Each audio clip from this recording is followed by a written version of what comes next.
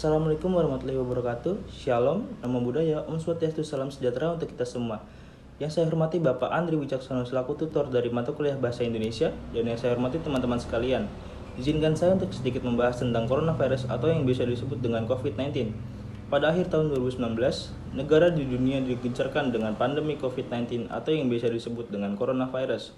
COVID-19 adalah suatu penyakit menular yang disebabkan oleh virus SARS-CoV-2 yang menyerang sistem pernapasan. Virus COVID-19 ini bermula dari kota Wuhan, Cina sejak akhir Desember 2019. Virus ini terkonfirmasi masuk ke Indonesia pada tanggal 2 Maret 2020 dalam pengumuman yang disampaikan oleh Presiden Joko Widodo. Bahkan dua warga negara Indonesia yang bertempat tinggal di kota Depok, Jawa Barat mengalami keluhan seperti gejala virus COVID-19. Kasus ini berawal dari warga Depok tersebut mengikuti pesta dansa dengan peserta multinasional. Kemudian selang 2 hari dari pesta, warga Depok ini mengalami gejala seperti batuk, sesak, dan demam.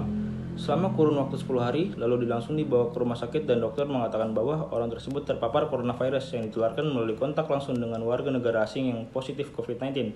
Dari sinilah mulai menyebarnya kasus COVID-19 di negara Indonesia. Dari data Kementerian Kesehatan Republik Indonesia tercatat bahwa sekitar 5 juta orang Indonesia terkonfirmasi positif COVID-19.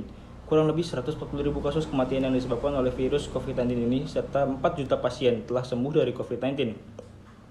Melonjaknya kasus COVID-19 di Indonesia disebabkan karena mobilitas penduduk yang terus mengalami kenaikan.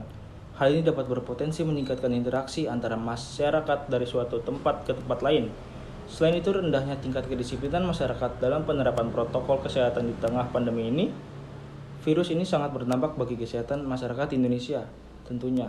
Selain itu, berdampak pula pada pemerintahan Indonesia dari segala sektor, mulai dari sektor ekonomi, pendidikan, sosial budaya, dan sektor lainnya.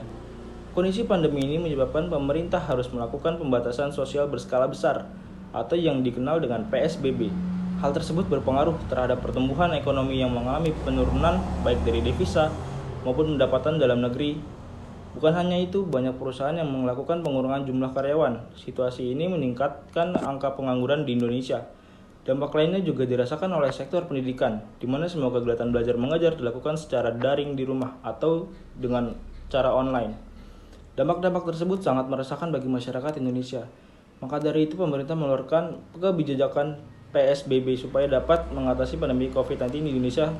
Pemerintah juga melaksanakan program vaksinasi pada seluruh masyarakat Indonesia dan tidak lupa mengimbau agar masyarakat selalu menjaga kesehatan, mencuci tangan, menggunakan masker, jaga jarak di tempat umum, mengurangi aktivitas perjalanan jauh, dan segera periksa ke rumah sakit terdekat apabila mengalami gejala COVID-19.